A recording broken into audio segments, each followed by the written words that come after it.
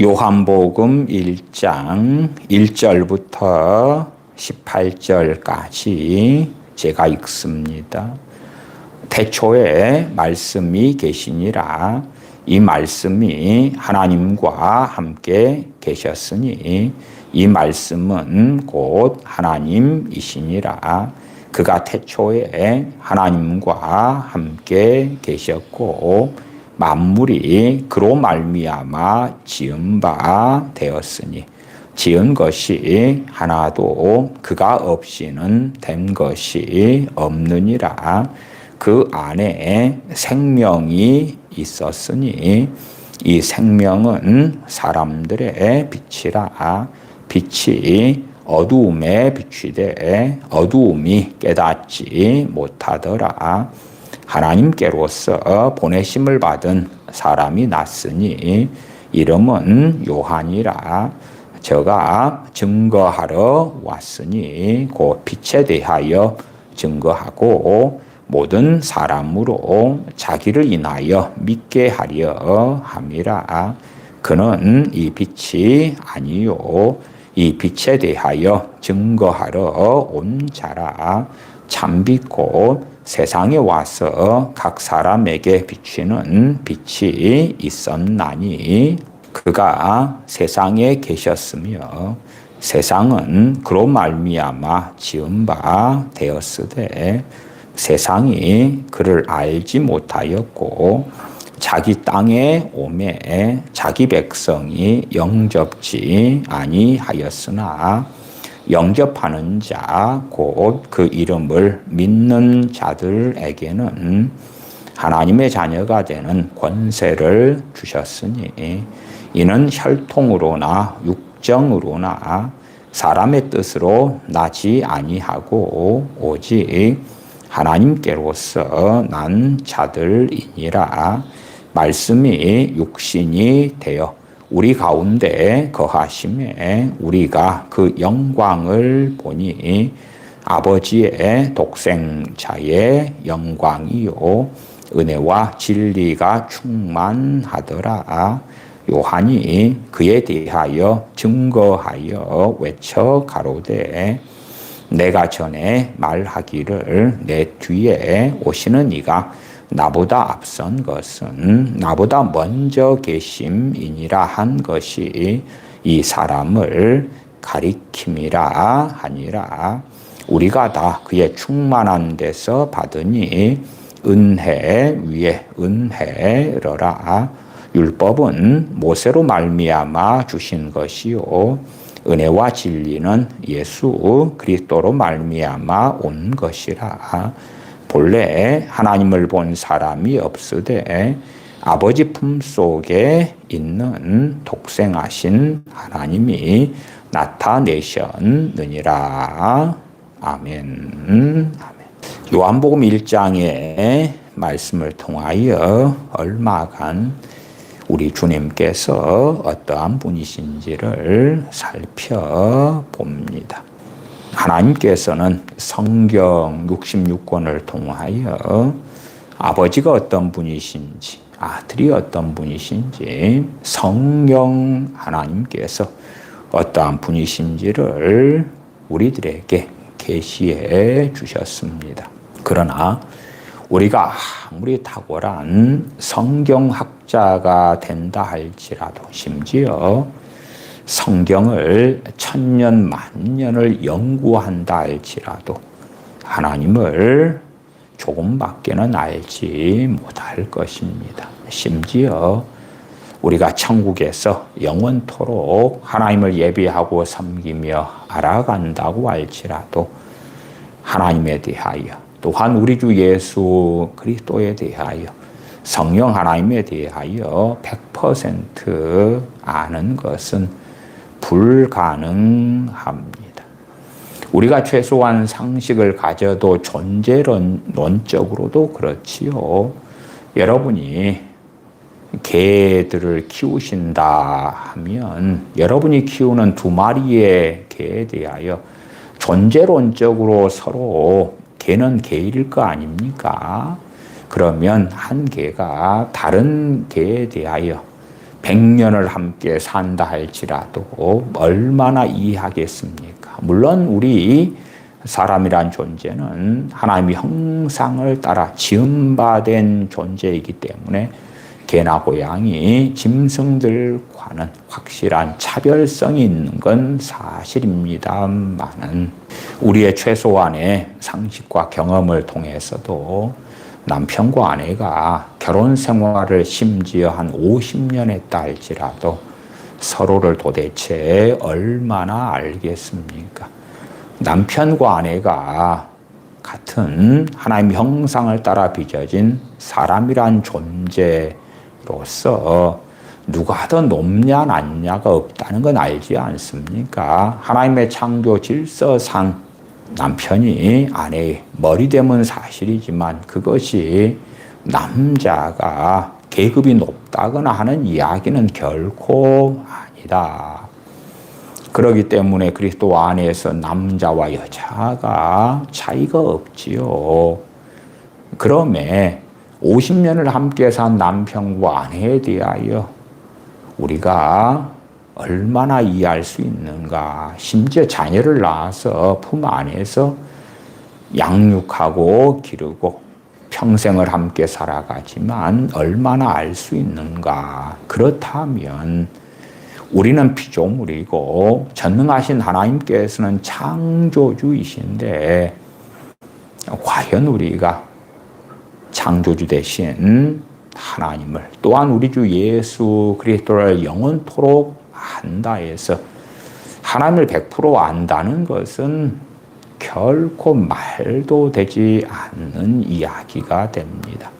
때때로 신학생들 가운데서나 신학을 좀 깊이 연구한다 하는 사람들 가운데서 미혹 속에 빠져 들어가는 일들을 보았기도 했습니다. 왜 그러냐 할 때에 자신의 그 알량한 머리로 하나님께서 말씀하신 계시된 말씀을 벗어나서 하나님에 대하여 자신의 이론을 세우고 자신의 하나님을 아는 지식에 있어서 자신이 하나님에 대하여 평가하고 판단하고 계산해보고 하는 알량한 어리석음, 그것을 무서운 교만이라 그러죠. 그렇게 가면서 어그러진 길로 가는 일들을 간혹 보았습니다. 요한복음을 통해서 명확하게 전능하신 하나님과 아들 되시는 주님께서는 구별되어 계신 걸 압니다. 그렇기 때문에 어떤 일신론자들, 삼일체 하나님을 믿는 것이 아니라 마치 성부 하나님께서 때로는 성자 예수님으로 변신을 하시고 그러다가 어느 때 성령 하나님으로 변신하신다는 일신론, 그런 자들은 명확히 이단이라는 것을 우리는 압니다. 성경 66권을 통하여 우리는 하나님에 대하여 삼위일체 하나님이신 것을 명확하게 보지만, 그러나 어떻게 성부와 성자와 성령 하나님께서 한 분이신가 하는 것에 대하여 진실로 우리의 이해력을 초월하여 있다는 것을 인정하는 가운데 하나님을 예배하고 경배해야 할 것입니다. 우리의 눈 아래에 우리가 생각하는 하나님, 우리가 생각하는 우리 주 예수 그리스도, 우리가 생각하는 알량한 지식을 통하여 생각하는 성령 하나님. 그래서 마치 삼위일체 하나님께서 내 손아귀 안에 있느냐, 내 알량하고 어리석은 지식 가운데 하나님에 대하여 이해한다 하는 우매함 속에서 하나님을 예배한다, 믿는다, 섬긴다 하는 일들 속에 들어가면 안 됩니다. 우리는 피조물에 불과하기 때문에, 또한 우리는 어리석기 때문에 하나님께서 자신을 계시해 주시는 말씀들을 볼 때에 그것을 단순하게 이해하려고 애쓰는 것이 중요한 것이 아니라 예배하는 것이 중요합니다. 찬양하는 것이 중요합니다. 하나님의 형상을 지음받은 사람도 우리보다 더 훨씬 더 별 볼 일 없는 것 같은 짐승들이라도 다 이해하지 못하지 않습니까? 하물며 만왕의 왕 만주의 주 되시는 주님에 대하여 도대체 얼마나 이해할 수 있겠는가? 하나님의 말씀 66권을 통하여 하나님을 아는 지식, 그리스도를 아는 지식, 성령님을 아는 지식에 대하여 하나님께서 어리석은 죄인들인 우리들에게 알려주셨습니다마는 과연 성경 66권을 다 제대로 이해할 수 있는 사람은 어디 얼마나 있겠는가? 한 걸음 나아가서 말씀 66권을 통하여 계시하셨습니다마는 그럼에도 성경에 하나님을 가둘 수는 없는 것입니다. 그럼에도 하나님께서는 우리들에게 꼭 필요한 말씀 66권을 통하여 구원 얻는 지식을 얻기에 충분한 하나님의 말씀, 우리 어리석은 피조물인 사람의 기준으로 하나님을 알기에 충분한 말씀을 계시해 주셨다 하는 것은 우리가 인정해야 합니다. 요한복음 1장 1절로 가십시다. 태초에 말씀이 계시니라. 이 말씀이 하나님과 함께 계셨으니 이 말씀은 곧 하나님이시니라. 우리는 100년, 1000년, 만년을 살핀다 할지라도 이 신비에 대하여 이해할 수 없습니다. 아멘 하고 경배하고 예배하고 찬양하는 것만이 우리에게 필요합니다. 태초에 말씀이 계시는데 이 말씀이 하나님과 함께 계셨는데 이 말씀이 곧 하나님이시니라. 이 말씀 되신 로고스 되시는 분이 성자 하나님이시다고 요한복음 1장은 증거하고 있습니다. 그래서 말씀 되시는 독생하신 하나님 되시는 성자 하나님, 우리 주 예수 그리스도와 성부 되신 아버지가 구별되어져 계십니다. 그게 신비 중에 신비죠. 성부와 성자와 성령 하나님께서 한 분이신데 구별되어 계시다는 것, 얼마나 놀랍습니까? 또한 우리 주 예수님께서는 아버지에게서 나셨습니다. 또한 성령 하나님께서는 아버지와 아들에게서 나셨습니다. 물론 아버지에게서 우리 주님께서 나셨다는 것이 결코 사람이 그의 부모에게서 출생했다는 것하고는 또 다른 차원에 있는 개념이나 의미가 되어질 것이고, 그래서 아버지에게서 아들 되시는 주님께서 나셨다는 것에 대하여 우리는 천년 만년이 지난다 할지라도 제대로 알지 못할 것입니다. 우리의 지식을, 우리의 이해력을 하나님은 명확하게 초월하여 계시다는 것까지는 우리가 아십시다. 하나님을 다 이해하고 알아서 예배하는 게 아니라 우리가 이해할 수 없는 하나님, 우리가 다 알 수 없는 하나님, 더군다나 삼위일체 하나님의 신비에 대하여 우리의 이해를 초월하여 계시기 때문에 하나님이신 것입니다. 우리가 예배하고 경배해야 하는 것입니다. 태초에 말씀이 계시니라. 이 말씀이 하나님과 함께 계셨으니 이 말씀은 곧 하나님이시니라. 창세기 1장 26절에 보면 하나님이 가라사대 우리의 형상을 따라 우리의 모양대로 우리가 사람을 만들고 그로 바다의 고기와 공중의 새와 육축과 온 땅과 땅에 기는 모든 것을 다스리게 하자 하시고, 하나님이 가라사대 성부와 성자와 성령 하나님께서 말씀하시는 것입니다. 우리의 형상을 따라, 그렇지 나의 형상을 따라가 아니라 아버지와 아들과 성령님의 말하자면 논의, 회의가 되는 거죠. 여섯째 날에 사람을 만드실 때에 우리의 형상을 따라 우리의 모양대로 우리가 사람을 만들고, 물론 하나님의 형상을 따라 하나님의 모양대로 우리가 지은 바 되었는데, 그것이 정확하게 어떤 것인지는 100% 우리가 다 이해할 수 없겠습니다만은 천국에 가서 우리가 거룩함 가운데 전능하신 하나님을 배울 때야 알 수 있는 비밀이 되겠지요.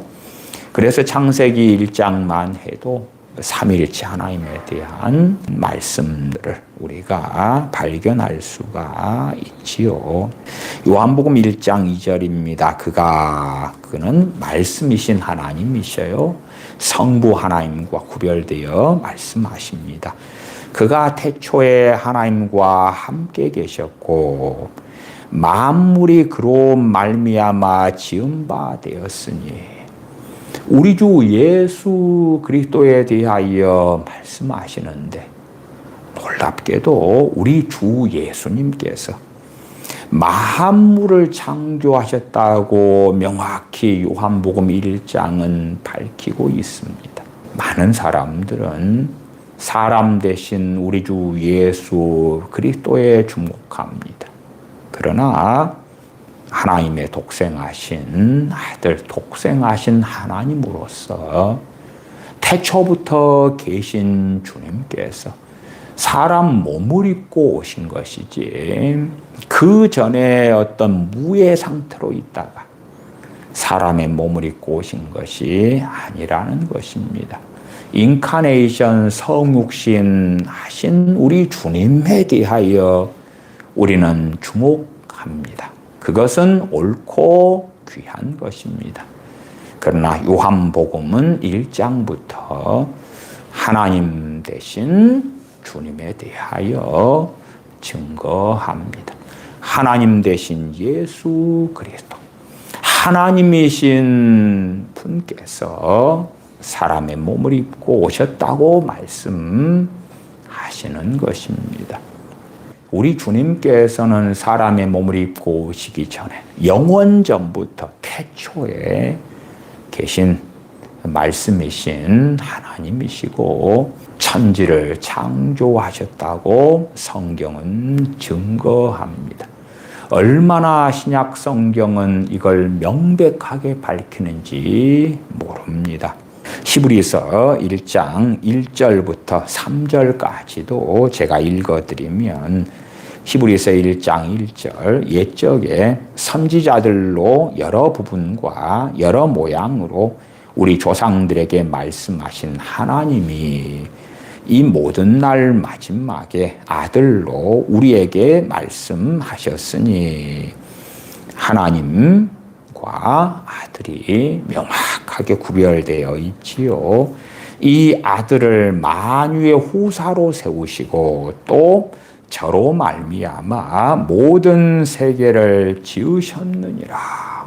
히브리서 1장 2절에 이 아들을 만유의 후사로 아버지 하나님께서 세우시고 또 저로 말미암아 아들로 말미암아 모든 세계를 지으셨느니라고 증거합니다. 히브리서 1장 3절은 이는 하나님의 영광의 광채시요 그 본체의 형상이시라. 그 본체의 형상이다는 말씀은 세번역 성경으로 번역한 한 것은 하나님의 본체대로의 모습이십니다. 그랬습니다. 하나님의 본체대로의 모습이 아들 되시는 우리 주님이시다. 그의 능력의 말씀으로 만물을 붙드시며, 만물을 붙드신다는 것은 만물을 보존하고 계시다 하는 것입니다. 누가요? 아들 되시는 우리 주 예수 그리스도의 능력의 말씀을 통하여 우리 주님께서 만물을 보존하고 계시다. 그의 능력의 말씀으로 만물을 붙드시며 죄를 정결케 하는 일을 하시고 높은 곳에 계신 위엄의 우편에 앉으셨느니라. 위엄 그러면 존엄하신 분, 존귀하신 분 대신 하나님의 오른쪽에 앉으셨다고 말씀합니다. 하나님께서 보좌에 앉아 계시고 그 오른쪽에 아들 되시는 하나님, 우리 주 예수 그리스도께서 앉으셨다고 증거합니다. 그러니까 일신론은 이단인 것입니다. 하나님께서 보좌에 앉아 계시다가 다시 우편에 앉아 계시다가 다시 보좌에 앉아 계시다가 우편에 앉아 계시다가 때로는 성령님으로 활동하시다가 그러는 것이 결코 아닙니다. 그럼에도 또한 아버지와 아들과 성령 하나님께서 한 분 하나님이시다.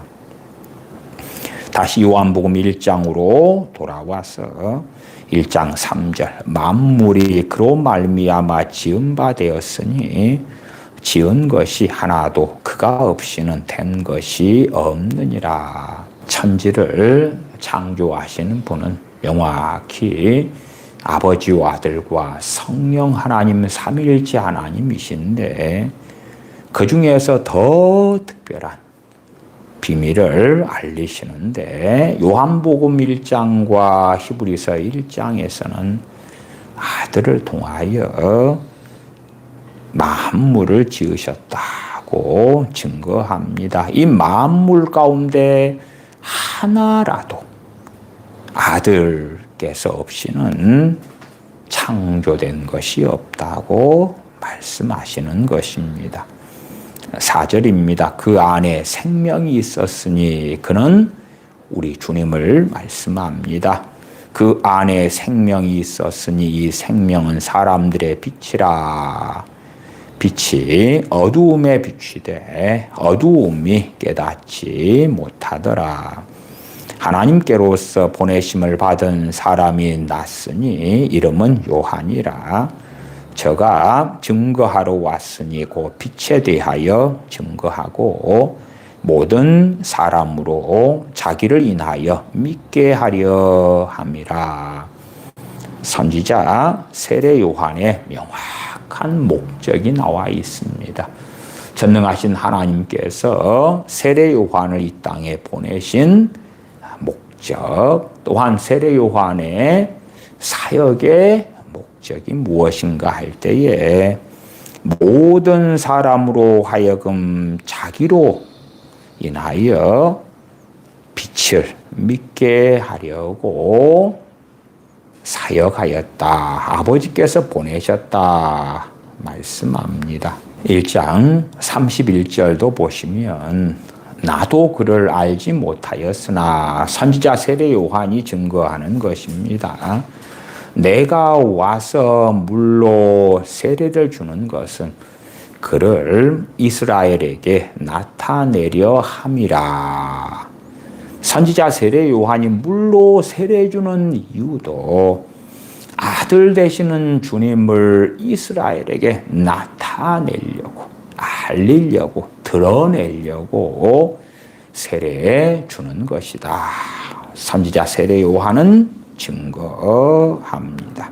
8절입니다. 그는 이 빛이 아니요 이 빛에 대하여 증거하러 온 자라.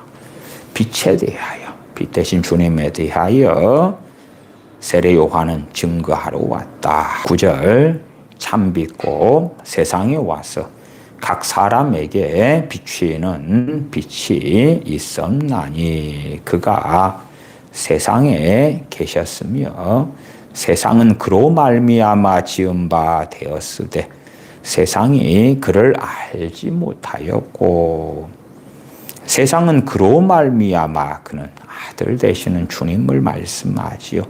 세상은 아들로 인하여 지은 바 되었는데 세상이 아들을 알지 못하였다. 자기 땅에 오매 자기 백성이 영접지 아니하였으나 영접하는 자 곧 그 이름을 믿는 자들에게는 하나님의 자녀가 되는 권세를 주셨으니 주로 이 요한복음 1장 12절은 얼마나 많은 믿는 사람들에게 복된 말씀이 되어 왔는지 모릅니다. 그래서 주 예수님께서 우리를 위하여 십자가에 달려 죽으셨고 부활하셨다. 이 예수님께서 우리의 모든 죄 짐을 짊어지셨다. 우리를 대신하여 하나님의 진노를 받으셨다. 이 예수님을 영접하자.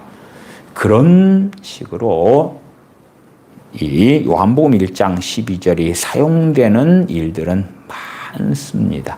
물론 그것이 전혀 틀렸다는 이야기는 아닙니다만은 요한복음의 문맥으로 할 때에 영접하는 자 곧 그 이름을 믿는 자들 그럴 때에 요한복음 1장 1절부터 11절까지 주님에 대하여 증거하는데 단순하게 우리의 후속주가 되신 우리의 메시아가 되신 우리 주 예수 그리스도에 대한 증거가 아니라 창조주 되시는 주님에 대한 증거를 하고 있었습니다. 자기 땅에 주님께서 오셨는데 영접지 아니했다. 자기 백성들이 자신들의 창조주를 영접지 아니했다. 오, 당신께서 우리의 모든 죄짐을 짊어지러 오셨군요. 당신을 영접할게요. 당신께서 우리를 잘 살게 하려고 우리가 때때로 선거를 통하여 우리의 대표자들을 뽑습니다. 우리 국민이 가진 권세를 대표자들에게 투표를 통하여 위임합니다. 시장을 뽑고 도지사, 국회의원, 대통령 등을 뽑지요. 왜 뽑습니까? 저 정치인들을 통하여 나라가 잘 되게 하려고 도시를 잘 되게 우리가 속한 도를 잘 되게 하려고 뽑죠. 그런 것처럼 주님께서는 우리를 잘 되게 하시려고 오셨지요. 마치 저런 정치인들처럼 물론 올바른 정치인이란 전제가 필요하겠습니다만은 우리 중심으로 국민을 위하여 과거에 링컨 미국의 대통령이 주장했던 것처럼 국민의 정부다. 국민을 위한 정부, 국민에 대한 정부가 될게요. 그런 것처럼 주님은 우리를 위하여 모든 것을 내어놓으세요. 우리를 위하여 생명을 주신 예수님 사랑해요. 나를 구원하시기 위하여 모든 걸 내어주신 주님 사랑해요. 나를 구원하시기 위하여 생명까지 내어주셨으니까 그 다음에는 뭘 해주실래요? 간혹 가다가 이 시대에 참 슬픈 일들이 벌어지는데 그 가운데 하나는 어떠한 불효자들에 대한 이야기를 듣는 것입니다. 자식을 최선을 다해서 부모가 양육을 해서 자녀가 장성을 했는데 결혼할 때 되니까 부모의 노후 자금까지 빼가지고 결혼 집에 보태라는 거예요. 노후 자금까지. 그렇게 한 다음에 어느 때 지나가지고 또 부모가 살고 있는 집도 팔아서 자신의 사업 자금으로 대라는 거예요. 부모는 집을 팔아서 전세 살게 되었다가 사업 자금을 부모가 대줬는데 망하니까 자식이 또 부모를 찾아가서 그 전세금 빼가지고 도우라는 거예요. 월세살이하고 그렇게 도우라는 거예요. 그렇게 해서 부모를 못 살게 하는 거예요. 자신을 죽을 때까지 부모가 책임지라는 거예요. 그런 끔찍한 불효 자식들에 대한 이야기를 간혹 듣습니다. 주님께서 우리를 위하여 생명을 내어주셨으니 우리는 그것만이 아니라 잘 먹고 잘 사는 것, 행복한 것, 심지어 내 자식들에 대해서 주님께서 보장해줘요. 돌봐줘요. 내가 선택한 배우자가 있는데 막상 함께 살아보니까 마음에 안 드는 부분이 참 많아요. 그러니까 마음에 안 드는 부분에 대하여 주님께서 서비스를 좀 해주세요. 마음에 안 드는 부분을 좀 바꿔줘요. 고쳐줘. 그리고 막 주님께 기도하는 사람들도 정말 많습니다. 그런 것처럼 주님을 그런 분으로 영접하고 싶은 거죠. 우리에게 생명을 주신 주님. 우리로 하여금 생명만이 아니라 요한복음 10장 10절에 보면 양으로 하여금 영생을 얻게 하고 더 풍성케 하려 함이라. 더 풍성한 삶. 물론 더 풍성한 삶도 그리스도 안에서 풍성한 삶인데 육체의 정욕을 좇는 가운데서 풍성한 삶, 안목의 정욕을 따라 사는 가운데서의 풍성한 삶, 이생의 자랑을 따라 사는 가운데서의 풍성한 삶을 주세요. 나는 먹고 입고 마시고 사는 가운데 풍성하기를 원합니다. 물론 플러스 알파로 성령의 열매들도 가득하게, 성령 충만도, 하나님의 은혜도, 하나님의 돌보심도 가득하게, 그렇게 모든 것이 다 풍성한 삶을 원해요. 그런 예수님 환영해요. 그런 예수님 영접해요.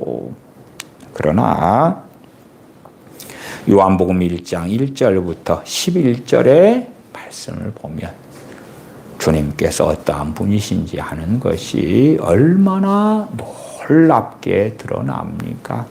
다시 11절, 자기 땅에 오매 자기 백성이 영접지 아니하였으나. 물론 우리 주님께서는 이 땅에 그리스도로 오셨습니다.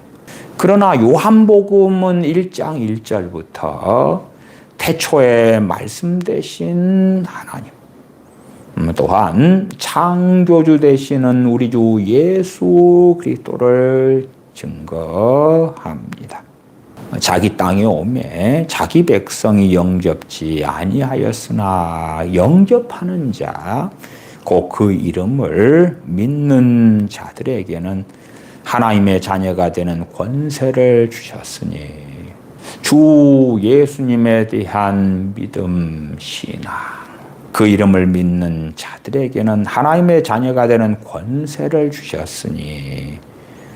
그 다음 놀라운 신비가 13절에 나와 있습니다. 주님을 영접하는 사람, 주님을 믿는 사람, 이 사람들이 하나님의 자녀가 되는데 놀랍게 13절은 이는 혈통으로나 육정으로나 사람의 뜻으로 나지 아니하고 오직 하나님께로서 난 자들이니라. 주님을 영접하는 사람, 주님을 믿는 사람, 그들에게 놀랍고 신비로운 일이 벌어지는데 중생, 신생, 거듭남의 일이 벌어진다 하는 것입니다. 단지 우리가 지적으로 주 예수님께서 그리스도이신 것에 동의할게요 하는 걸 넘어서서 주님을 영접하는 사람, 주님을 믿는 사람은 하나님께로서 다시 태어나게 되는 것입니다.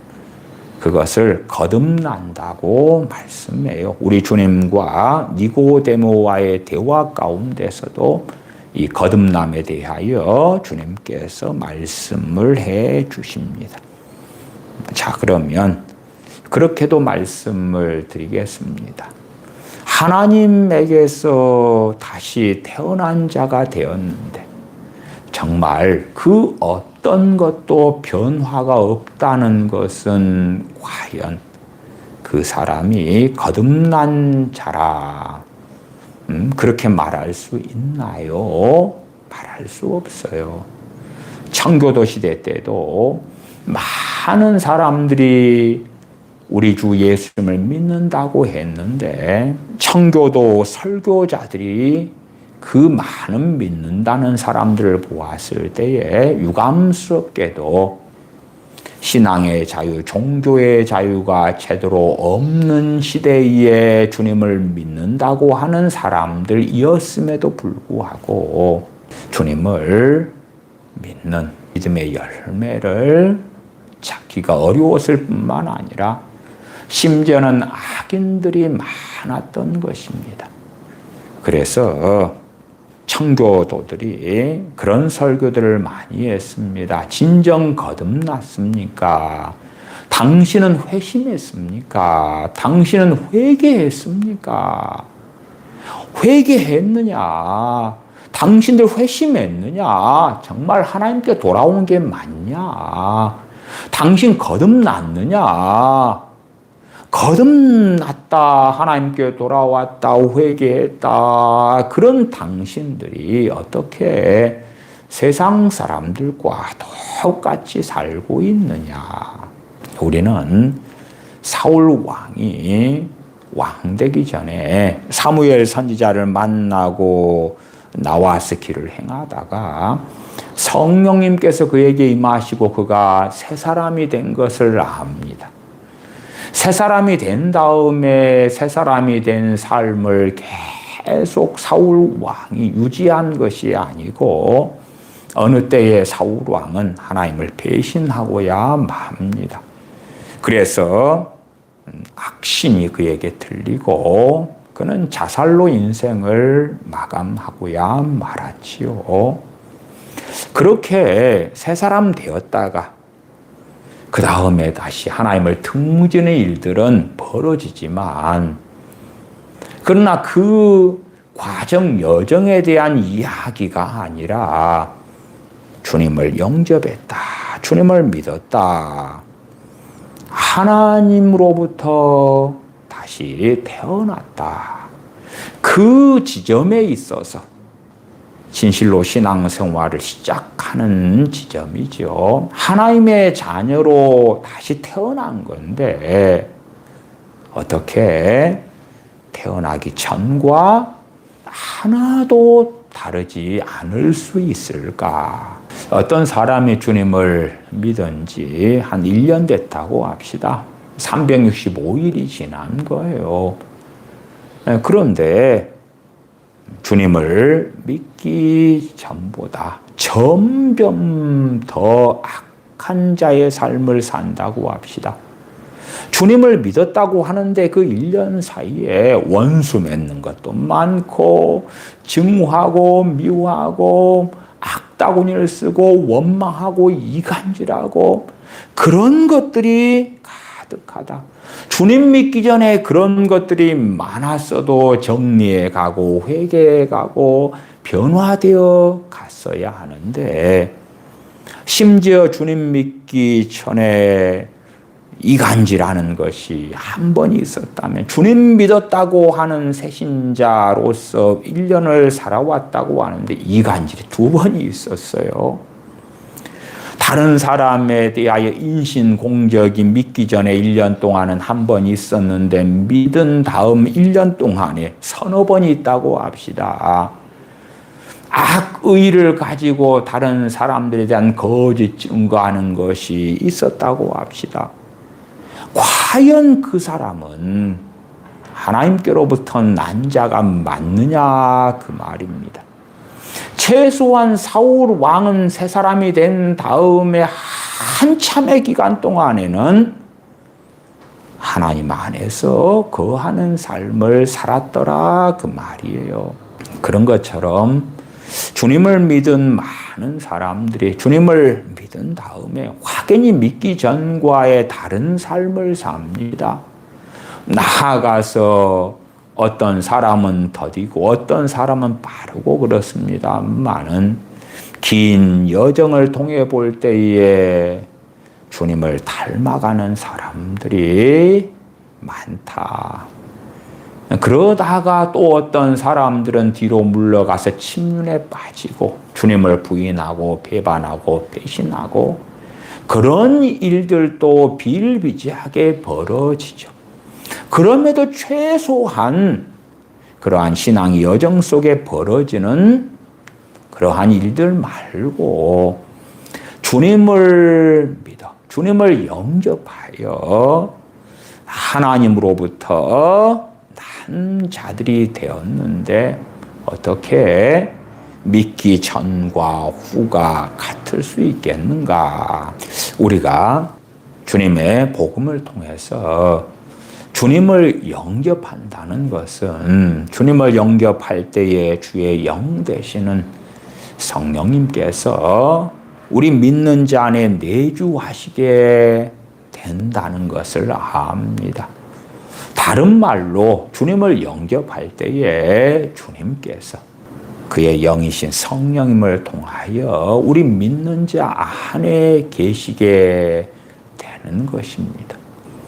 그러니까 주님께서 믿는 자 안에 거하시게 된 신생 거듭남, 주님이 안에 계시게 되었는데 주님과 함께 사는 삶이 시작되었는데 어떻게 주님이 없는 자, 주님이 계시지 않을 때와 같을 수 있겠는가?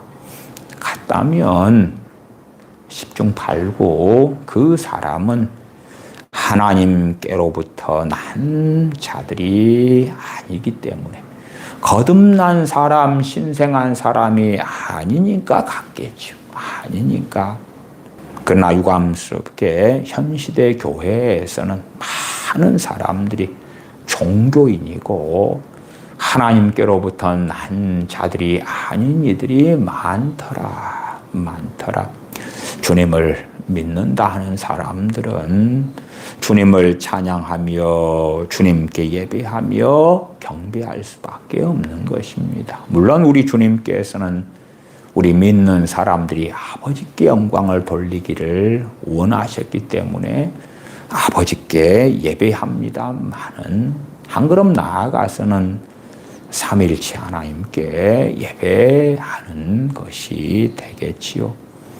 주님에 대하여 요한복음 1장을 통하여 주님께서 조물주이시군요. 창조주이시군요. 물론 아버지께서도 창조주가 맞습니다. 아버지께서 아들을 통하여 모든 세계를 지으셨다. 그렇게 히브리서 1장과 요한복음 1장 등에서는 명백하게 증거하고 있지요. 다시 13절 이는 혈통으로나 육정으로나 사람의 뜻으로 나지 아니하고 오직 하나님께로서 난 자들이니라. 주님을 영접할 때에, 주님을 믿을 때에 놀랍고 신비하게 믿는 자가, 주님을 영접하는 자가 하나님으로부터 태어나게 되는 것입니다. 하나님으로 인하여 태어났기 때문에 하나님의 자녀다. 그 말이 하나님의 자녀다. 육신적으로는 부모, 아무개의 자녀인데 주님을 영접한 사람, 주님을 믿은 사람, 그때에 하나님께로부터 태어나게 되어서 하나님의 자녀가 되었다. 14절, 말씀이 육신이 되어. 이 말씀에 대하여 1장 1절에 태초에 말씀이 계시니라. 이 말씀이 하나님과 함께 계셨으니 이 말씀은 곧 하나님이시니라. 말씀 되신 하나님께서 2절에 태초에 하나님과 함께 계셨고, 누가요? 말씀 되신 하나님이 하나님과 함께 계셨다. 만물이 그로 말미암아 그는 말씀 되신 하나님, 그로 말미암아 만물이 지은 바 되었다. 14절 말씀이 육신이 되어 우리 가운데 거하심에 우리가 그 영광을 보니 아버지의 독생자의 영광이요 은혜와 진리가 충만하더라. 요한복음 1장 14절에 주님께서 육신이 되어 성육신 하셔서 유대 땅에 오셔서 유대 땅에 오신 주님을 배웠는데 독생자의 영광이고 은혜와 진리가 충만했다. 그러나 우리는 마태, 마가, 누가, 요한복음을 통하여 명백하게 압니다. 주님께서 이 땅에 오셨고 주님께서는 독생자의 영광, 은혜와 진리가 충만하신 주님. 그러나 은혜와 진리가 충만하신 주님이신데 주님을 배운 유대인들은 어떠했습니까? 1장 11절처럼 자기 백성 영접지 아니했다. 은혜와 진리가 충만했네. 독생자의 영광이신데 영접하지 아니했다. 소경에게는 볼 수 없는 그 탄식이 있을 수밖에 없죠. 소경들이 어떻게 보겠습니까? 듣지 못하는 자가 어떻게 듣겠습니까? 깨닫지 못하는 자가 어떻게 깨닫겠는가? 바리새인 서기관들 같은 자들은 주님께서 귀신을 쫓아내실 때에 귀신의 왕 바알세부를 힘입어서 귀신을 쫓아낸다 그랬습니다. 그러나 진실로 진리는 주님께서 육신이 되어 우리 가운데 거하심에 우리가 그 영광을 보니 그 우리 하나님을 경외하는 사람, 하나님을 사랑하는 사람들. 선지자 시므온 같은 사람이 인카네이션 하신 주님을 품에 안을 때에 그는 하나님의 영광을 보죠. 그렇게 보는 자들이 있고 아는 자들이 있고, 그러나 대부분의 유대인들은 알지 못합니다. 영접하지 않습니다. 간혹 가다가 신사도들 이야기를 들어보면 신사도들의 추종자들은 그렇더라고요. 신사도의 사도님, 신사도의 선지자님, 그래서 그들만 그냥 지나가면 놀라운 역사가 나타나고 성령님 임재가 나타나고 기름 부음이 나타나고 뭐 그럴 줄로 알고, 또 한국의 어떤 부흥사들은 90년대부터 사람들 뻥뻥뻥 잡아뜨리고 넘어뜨리기 좋아하잖아요. 참 그 잡아뜨리고 넘어뜨리는 것도 신비로운 일인데, 그래서 제가 과거에도 여러 차례 그에 대해서 말씀을 드린 일도 있습니다. 자신은 너무나 탁월하고 대단한 사람이기 때문에 살짝 손을 얹든지 손가락질을 하든지 입김으로 후 불면 사람들이 뻥뻥뻥 자빠져. 나는 얼마나 하나님과 함께 하니까 내가 눈으로 쳐다만 봐도 자빠지고 입김으로 불어도 자빠지고 살짝 손가락으로 터치만 해도 자빠지고 나는 너무나 탁월한 자기 때문에, 신사도 신선지자 그런 자기 때문에 내가 어느 예배당에만 들어가면 그 예배당에 하나님의 임재가 가득 나타나고 불라불라. 그래서 그러한 것들이 무서운 미혹들이다 그 말이에요. 그 대다수가 그렇겠지요. 우리 주님께서 이 땅에 오셨는데 주님께는 은혜와 진리가 충만했습니다. 충만한 은혜와 진리를 누가 누립니까? 누가 체험합니까? 누가 그 충만한 은혜와 진리를 받는 사람들이 됩니까? 유대인들 그 누구나가 해당되었습니까? 결코 그렇지 않았다는 것은 마태, 마가, 누가, 요한복음을 통해서 명확히 확인합니다. 어떤 어리석은 사람들은 주님께 계속하여 표적을 구했던 바리새인들처럼 우리를 좀 믿게 만들어 보시오. 우리를 설득을 시켜 보시오. 당신이 메시아하면 당신에게서 어마어마한 권능과 능력이 우리에게 물밀듯이 쏟아져 가지고 우리는 당신을 믿을 수밖에 없고 당신에 대하여 그리스도를 인정할 수밖에 없게 될 것이라는 망상증을 가진 자들도 어찌 없었겠는가. 그러나 눈을 뜬 사람들, 하나님을 경외하는 사람들, 진리 가운데 사는 사람들은 명확하게 주님이 땅에 오셨을 때에 14절 같은 이 일 속에 있었다. 우리가 그 영광을 보니 아버지의 독생자의 영광이요 은혜와 진리가 충만하더라.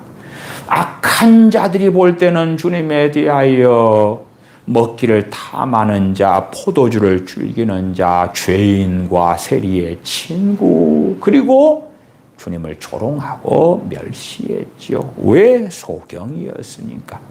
그러나 진실로 주님을 아는 사람, 주님을 믿는 사람은 주님에게서 독생자의 영광을 보았고 은혜와 진리가 충만하신 주님에게서 은혜와 진리를 받았다 하는 것입니다. 15절 요한이 그에 대하여 증거하여 외쳐 가로되 내가 전에 말하기를 내 뒤에 오시는 이가 나보다 앞선 것은 나보다 먼저 계신 민이라 한 것이 이 사람을 가리킴이라 하니라. 육신으로 할 때는 선지자 세례 요한이 주님보다 먼저 태어났습니다. 그것은 누가복음을 통해서도 확인되는 것입니다. 존재론적으로 사람으로 할 때에 우리가 한 가족 안에서 형이 있고 동생이 있다 그럴 때 형이 먼저 태어나잖아요. 그런데 자기보다 나중에 태어난 우리 주님께서 선지자 세례 요한은 먼저 계셨다고 증거하는 것입니다. 그것은 단순한 인간사에서 존재할 수 없는 이야기입니다. 왜요? 주님께서는 독생하신 하나님이시기 때문에 그렇습니다. 주님께서는 말씀이신 하나님이시기 때문에 이 땅에 조물주기 때문에 창조주이시기 때문에 태초부터 영원전부터 계신 주님이시기 때문에 그러합니다. 그래서 선지자 세례 요한은 이 증거를 통하여 주님께서 단지 사람이실 뿐만 아니라 주님께서 메시아시라는 것, 주님께서는 영원전부터 아버지와 함께 계신 독생하신 하나님이시라는 것을 증거하고 있는 것입니다. 우리 주 예수 그리스도의 메시아 되심, 구원자 되심보다 더 앞선 진리는 우리 주님께서 하나님이시라는 것입니다. 우리 주님께서 사람이 되셨다는 것은 14절에 있고 말씀이 육신이 되어 우리 가운데 거하심에, 그러나 그 전에 말씀들은 태초에 말씀이 계시니라, 말씀 되신 하나님에 대한 증거가 되어집니다.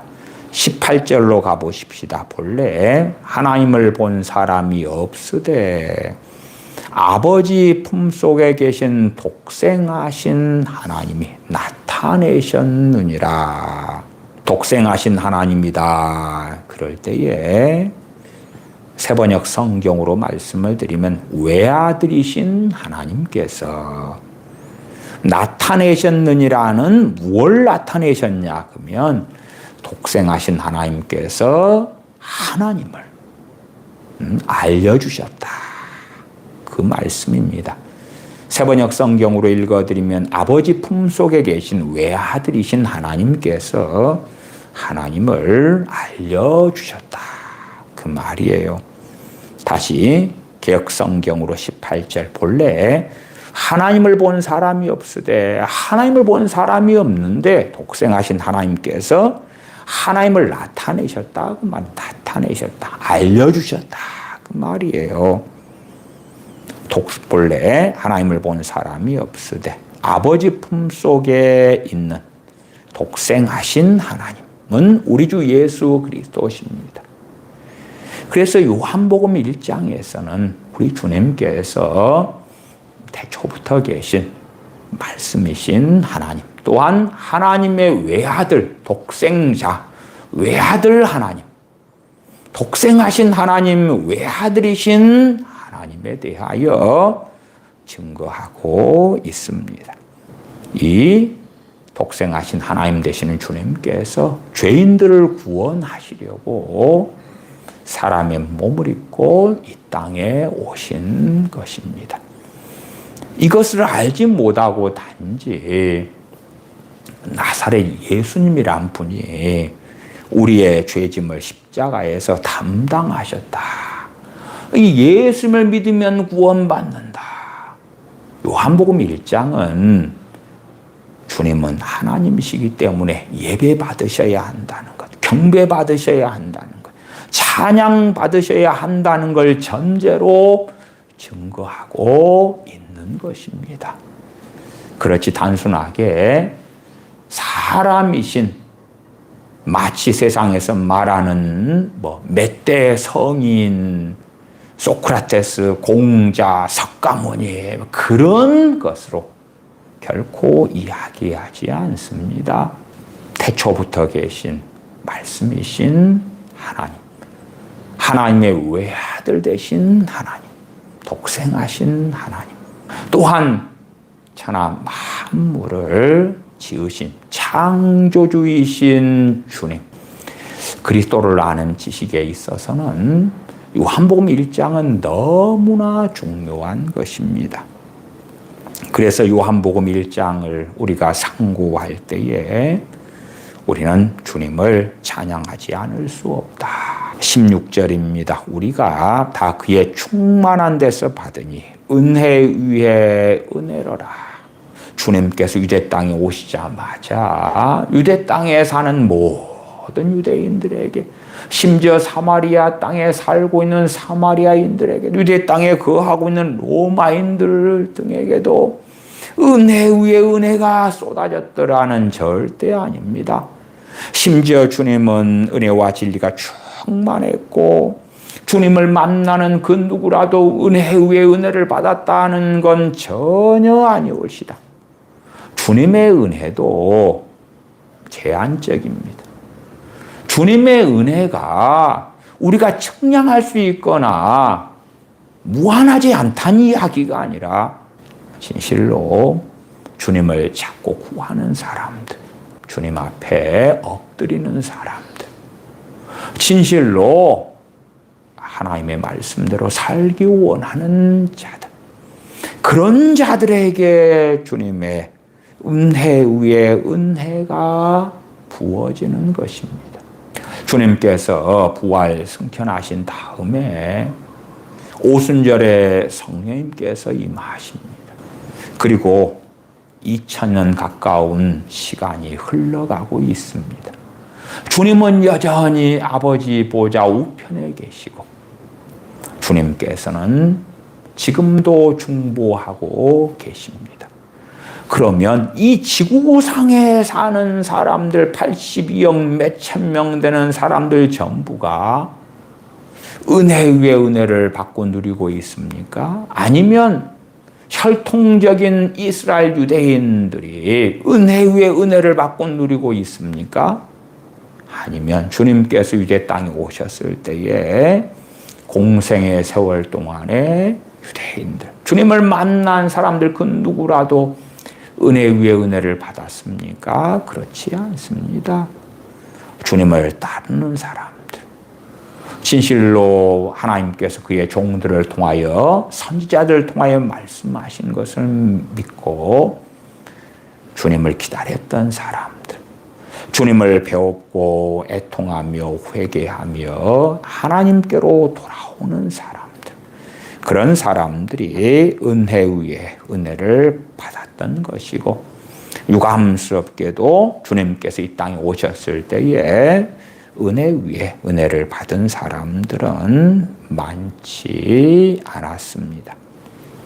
심지어는 선지자 세례 요한은 헤롯에게 잡혀서 감옥 속에 있을 때에 그의 죽음을 얼마 앞두고 있을 시점에 그의 제자들을 주님께 보내서 자신이 증거하신 메시아 되신 주님에 대하여 어느 때가 되어졌던 때에는 확신이 없었고 의심 속에 들었다는 것을 드러내고야 합니다. 자신의 제자들을 보내서 오실 그이가 당신입니까? 라고 묻게 합니다. 그래서 선지자 세례 요한이 인생을 마감하기 전에 은혜 위에 은혜를 받은 것이 아니라는 것, 오히려 그 많은 은혜를 까먹어버리고 잃어버렸다는 것을 우리는 확인한다, 그 말입니다. 17절입니다. 율법은 모세로 말미암아 주신 것이요 은혜와 진리는 예수 그리스도로 말미암아 온 것이라. 이 17절 하반이 좀 난해한 말씀이 됩니다. 은혜와 진리는 예수 그리스도로 말미암아 온 것이라. 이제 17절 하반에 올 때에 우리 주님의 이름이 명확히 기록되죠. 예수 그리스도. 은혜와 진리는 예수 그리스도로 말미암아 왔다. 첫째, 은혜에 대하여 조금 이야기를 해보십시다. 구약에는 은혜가 없었습니까? 아닙니다.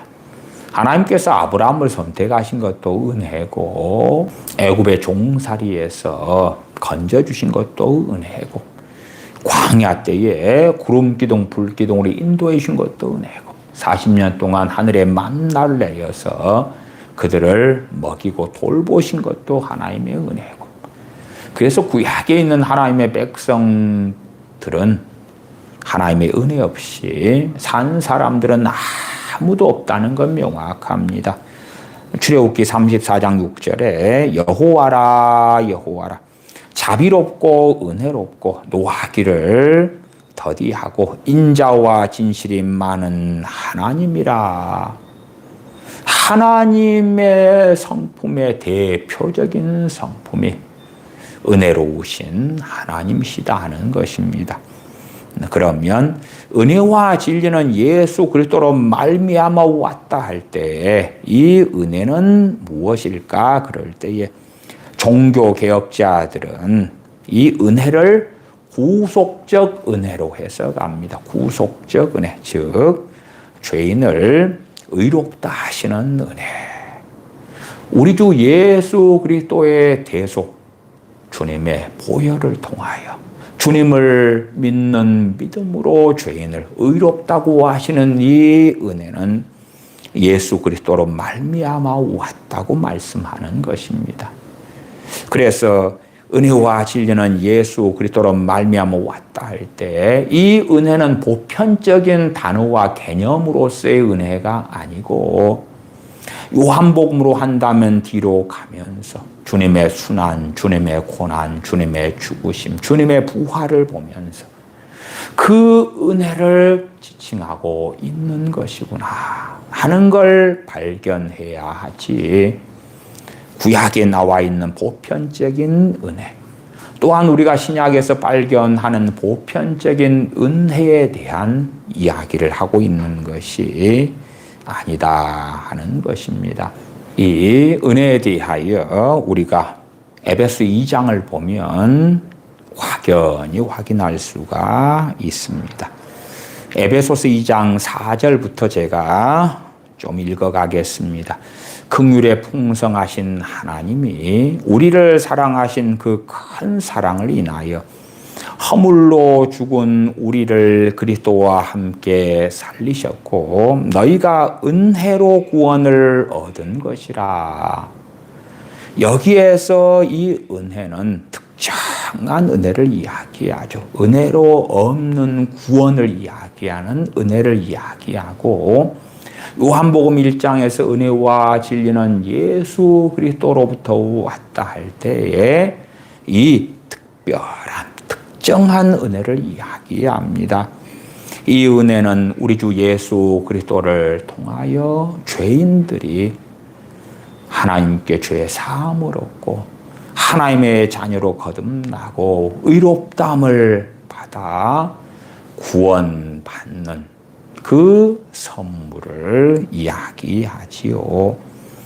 에베소 2장 5절 다시 읽어드리면 허물로 죽은 우리를 그리스도와 함께 살리셨고 너희가 은혜로 구원을 얻은 것이라. 또 함께 일으키사 그리스도 예수님 안에서 함께 하늘에 앉히시니 이는 그리스도 예수님 안에서 우리에게 자비하심으로써 그 은혜의 지극히 풍성함을, 어떤 은혜를 이야기합니까? 우리 주 예수 그리스도를 통한 구속의 은혜, 대속의 은혜, 구원의 은혜, 죄사함의 은혜를 이야기합니다.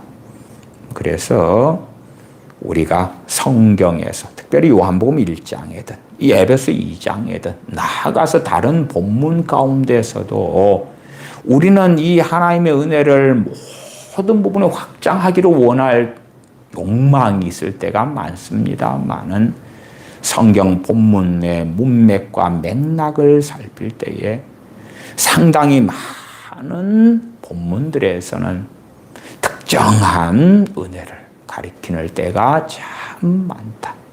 어떤 면에서 유일한 은혜, 옴니 유일한 은혜에 해당되는 우리 주 예수 그리스도의 대속의 은혜를 지칭할 때가 많다.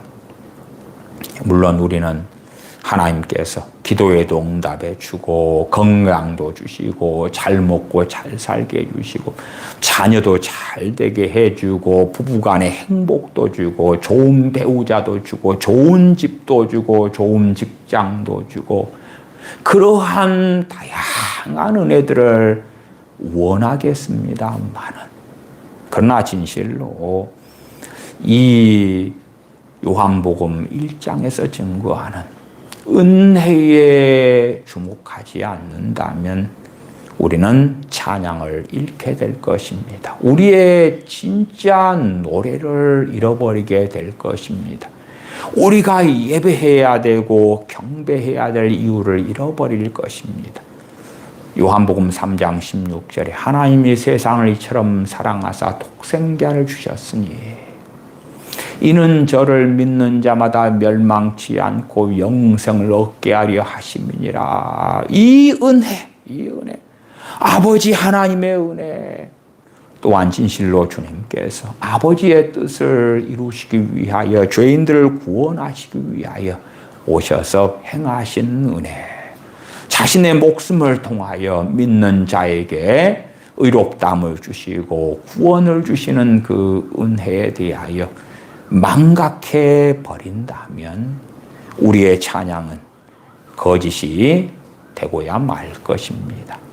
에베소서 2장 7절 다시 읽으면 이는 그리스도 예수님 안에서 우리에게 자비하심으로써 그 은혜의 지극히 풍성함을 지극히 풍성한 은혜 중에 은혜가 우리 주 예수님을 통하여 죄인들을 구원하신 것이다. 우리를 구원하신 것이다.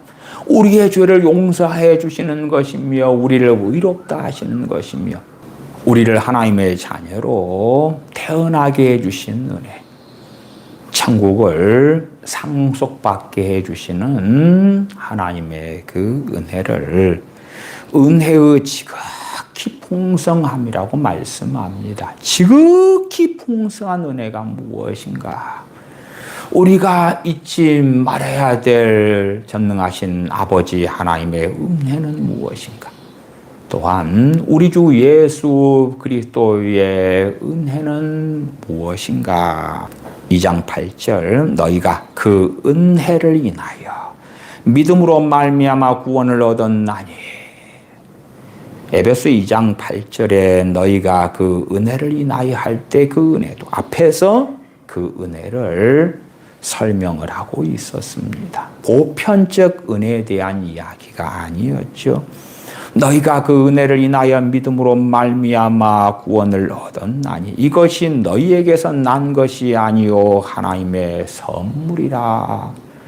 하나님의 선물되는 구원의 은혜.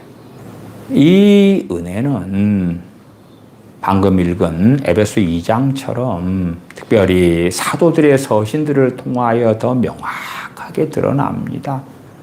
어떤 면에서 아직 요한복음 1장에서는 많은 부분이 드러나지 않고 감추어져 있는 게 사실입니다만은 이제는 우리는 완성된 66권의 하나님의 말씀을 가지고 있으니까 요한복음 1장 17절 하반처럼 은혜와 진리는 예수 그리스도로 말미암아 온 것이라 할 때에 이 은혜가 보편적 은혜를 이야기하는 게 아니구나. 우리 주 예수 그리스도를 통한 구원의 은혜, 또한 믿음을 통하여 의롭다고 하시는 그 은혜에 대한 말씀, 죄인들을 주님의 핏값으로 죄를 사해 주시는 그 은혜, 마귀의 자식들을 하나님의 자녀로 받아주시는 그 은혜, 중생하고 거듭나게 해주시는 그 은혜, 그 구원의 은혜에 대한 말씀을 하고 계시는구나. 은혜와 진리는 예수 그리스도로 말미암아 온 것이라. 여기에서 말씀한 진리도 보편적 진리에 대한 말씀이 아니라는 것을 알 것입니다. 시편 119편 42절에 보면 주의 율법은 진리니이다. 주님께서도 아버지의 말씀은 진리니이다 하는 이 보편적 진리에 대한 말씀이 아니고 요한복음 14장 6절 말씀같이 예수님께서 가라사된 내가 곧 길이요 진리요 생명이니 나로 말미암지 않고는 아버지께로 올 자가 없느니라 하는 이 진리에 대한 말씀이다. 종교개혁자들은 이 진리에 대하여 그렇게 이야기했습니다. 이 진리는 특별한 의미를 가지는 진리에 대한 것이다. 율법은 그림자였는데 이 진리는 그림자의 실체이고 우리 주 예수님은 진리 자체이신 분으로 곧 하나님 자신이 드러난 실체이신 분으로서의 진리다. 율법은 진리의 씨앗들을 포함했으나 완전한 진리는 예수 그리스도 안에서 드러났다. 율법은 하나님의 뜻을 가르치지만 그리스도는 하나님의 얼굴을 가르쳐준다. 무슨 말이냐 그러면 율법은 모세로 말미암아 왔는데 이 율법은 예표고 그림자고 계시도 제한적 계시였다. 그러나 우리 주 예수 그리스도는 충만한 계시다. 충만한 계시. 실체되셨고 완성되셨다. 하나님 자신을 그대로 보여준 계시이신 주님께서 진리 중에 진리이신 분이시다. 그러한 특별한 의미로서의 진리라는 말씀을 요한복음 1장 17절은 하고 있는 것이다. 그래서 우리가 보편적 은혜와 진리의 개념으로 요한복음 1장 17절을 이해하려고 하면 굉장히 어리석어지기도 합니다. 율법은 모세로 말미암아 주신 것이요 은혜와 진리는 예수 그리스도로 말미암아 온 것이라. 본래 하나님을 본 사람이 없으되 아버지 품속에 계신 외아들이신 독생하신 하나님이 하나님을 나타내 주셨느니라. 우리 주님께서 아버지 하나님을 증거하셨고 알리셨다. 하나님을 아무도 배웁지 못했는데 우리 주님께서는 외아들이신 하나님으로서 아버지 하나님을 알려주시고 드러내주시고 주님께서 친히 나를 본 자는 아버지를 보았느니라 말씀하셨습니다. 물론 많은 유대인들이 주님을 보았지만 주님에게서 유감스럽게도 아버지를 본 자들은 소수에 불과했습니다. 주님과 함께 먹고 마시고 잔치상에 참여한 많은 자들 가운데 대다수는 주님께서 증거하신 나를 본 자는 아버지를 보았거늘 해서 아버지를 보지 못했고 아버지를 알게 되지 아니했고 심지어 어떤 자들은 주님에 대하여 적개심을 가지고 증오심을 가지고 나사렛 동네 사람들처럼 주님을 죽이기를 원했다 하는 것입니다. 그러나 요한복음 1장 18절은 아들 되시는 하나님이신 우리 주님에 대한 명백한 증거를 합니다. 본래 하나님을 본 사람이 없으되 아버지 품속에 계신 독생하신 하나님, 독생하신 하나님, 외아들이신 하나님 되시는 우리 주 예수 그리스도에 대하여 말씀합니다. 17절 하반에 은혜와 진리는 예수 그리스도로 말미암아 온 것이라 말씀합니다. 다음 시간에 살펴보겠습니다만은 요한복음 1장 29절로 가시면 이튿날 요한이 예수님께서 자기에게 나오심을 보고 가로되 보라 세상 죄를 지고 가는 하나님의 어린 양이로다. 우리는 요한복음 1장 12절에 영접하는 자 곧 그 이름을 믿는 자들에게는 하나님의 자녀가 되는 권세를 주셨으니 할 때에 요한복음 1장 29절 보라 세상 죄를 지고 가는 하나님의 어린 양이로다 하는 말씀이 그 앞에 있었던 게 아니라는 것을 확인할 수가 있습니다. 그 앞에 말씀은 독생하신 하나님, 태초에 창조주 되신 우리 주 예수 그리스도, 말씀이신 하나님 예수 그리스도에 대한 증거를 하고 있고, 이 예수 그리스도, 하나님이신 예수 그리스도를 영접하는 것에 대하여 말씀합니다. 물론 1장 29절에 세상 죄를 지고 가는 하나님의 어린 양 대신 메시아 구원자 대신 주님을 영접하는 것도 진리 중에 진리인 건 명확합니다만은 그것보다 먼저 주님께서 단지 인카네이션, 사람 몸을 입고 오셨다 전에 태초부터 계신 창조주이신 하나님이시다. 그 하나님, 창조주 되신 하나님께서 자기 땅에 오셨는데 자기 백성들이 영접하지 않았다. 그러면서 영접하는 자, 곧 그 이름을 믿는 자들에게는 하나님의 자녀가 되는 권세를 주셨다. 그러면서 주님을 믿는 자, 영접하는 자들은 하나님께로부터 태어나게 된다고 말씀이 이어져 있는 것을 봅니다. 요한복음 1장 30절도 29절 다음에 보라 세상 죄를 지고 가는 하나님의 어린 양이로다 하면서 선지자 세례 요한은 내가 전에 말하기를 내 뒤에 오는 사람이 있는데 나보다 앞선 것은 그가 나보다 먼저 계심이라 한 것이 이 사람을 가리킴이라. 우리가 1장 15절에서 또 보았지요. 이것을 세례 요한은 다시 반복해서 말합니다.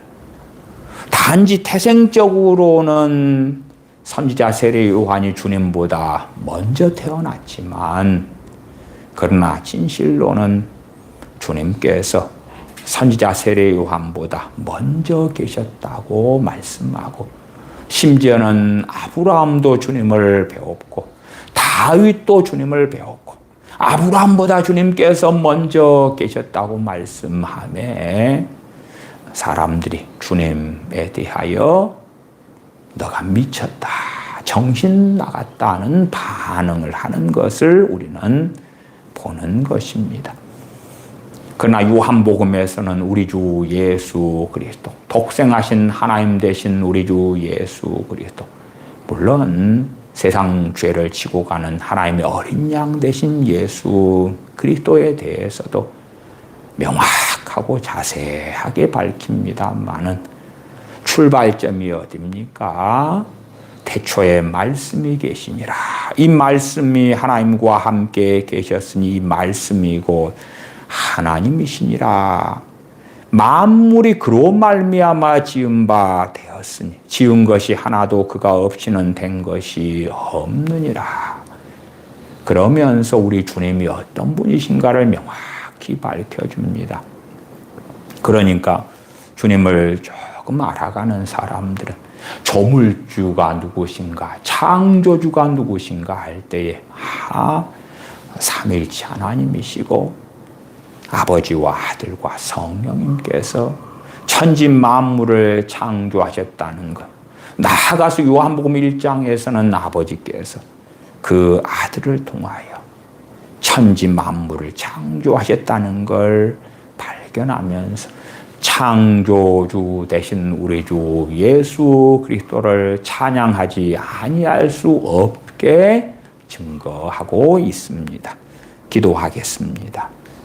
아버지 하나님, 요한복음 1장을 통하여 또한 히브리서 1장을 통하여 창조주 되신 우리 주 예수 그리스도에 대한 진리를 저희가 발견합니다.